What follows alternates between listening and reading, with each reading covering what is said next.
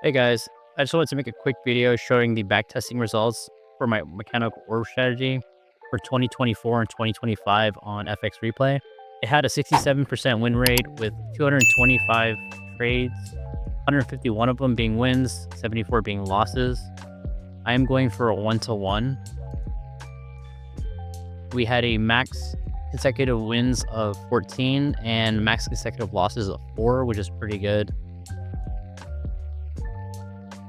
This is how it did over time, and this is how it did per day. Mondays are the weakest, so I excluded them from the backtesting. And this is how it did per month. We did have a couple months that were break even and 3 months that were in the red, but overall it was net positive, which is really good for the strategy because it's so simple. Like I said, I'm going for a 1-to-1. If you want to learn the strategy, I have a free Discord. I'll leave the link below. I'll also put a card above for the tutorial video. If you have any questions, please let me know in the comments.